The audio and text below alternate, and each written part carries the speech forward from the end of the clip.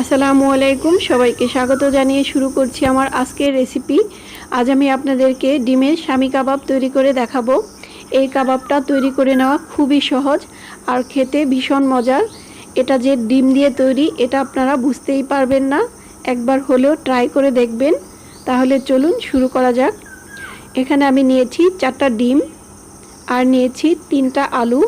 এবার এগুলোকে আমি সিদ্ধ করে নিব। ডিম আর আলুটা সিদ্ধ করে নিয়েছি, এবার গ্রেট করে নিতে হবে। এভাবে ডিম এবং আলুগুলো গ্রেট করে নিতে হবে। তবে আপনাদের বাসায় যদি গ্রেটারটা না থাকে সেক্ষেত্রে হাত দিয়েও খুব ভালো করে ম্যাশ করে নিতে পারেন।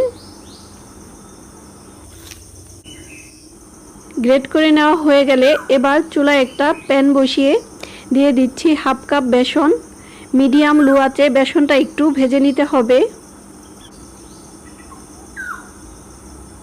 বেসনটা ভাজা হয়ে গিয়েছে, এবার আমি চুলা থেকে নামিয়ে ঠান্ডা করে নিব।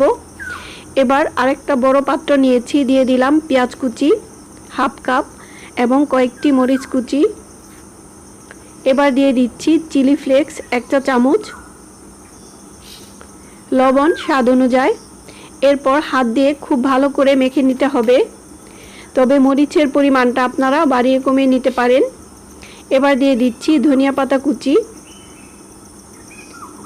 এবার আমি এখানে কিছু মশলা অ্যাড করব। হলুদের গুঁড়া হাফ চা চামচ, ধনিয়ার গুঁড়া হাফ চা চামচ, জিরার গুঁড়া হাফ চা চামচ। এরপর দিয়ে দিচ্ছি আদা রসুন বাটা 1 চা চামচ। এবার এখানে আমি দিয়ে দিব কাবাব মশলা। এখানে আমি রাঁধুনির কাবাব মশলাটা নিয়েছি, এটা দিয়ে দিব 1 টেবিল চামচ পরিমাণ। এরপর মশলাগুলো একসঙ্গে খুব ভালো করে আবারও মেখে নিব। মেখে নেওয়া হয়ে গেলে এরপর আমি যে গ্রেট করে রেখেছিলাম আলু এবং ডিম সেগুলো দিয়ে দিব।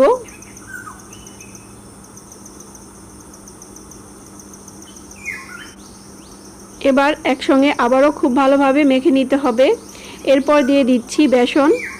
বেসনটা দিয়ে খুব ভালোভাবে মিশিয়ে নিতে হবে। এবার কাবাবগুলো বানিয়ে নিব। প্রথমে আমি একটু হাতে তেল লাগিয়ে নিচ্ছি, এতে করে হাতে লেগে যাবে না। এবার এভাবে করে নিয়ে দেখুন, হাতের তালুতে করে একটু গোল করে নিয়ে হালকা এভাবে একটু চাপ দিয়ে দিবেন।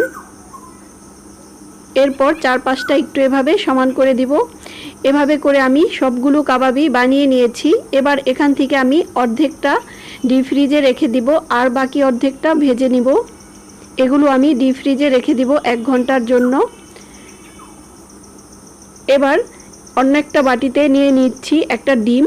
ডিমটা একটা কাঁটা চামচ দিয়ে একটু ফেটে নিব। খুব ভালো করে একটু ফেটে নিতে হবে। এবার কাবাবগুলো প্রথমে ডিমের মিশ্রণে দিয়ে বাড়তি ডিমটা ঝরিয়ে নিয়ে দিয়ে দিতে হবে গরম তেলে।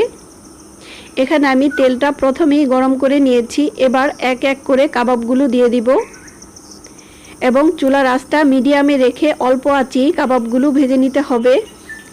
এতে করে কাবাবগুলো খুবই সুন্দর হয়। যখন এক পাশ হয়ে যাবে তখন উল্টিয়ে দিতে হবে।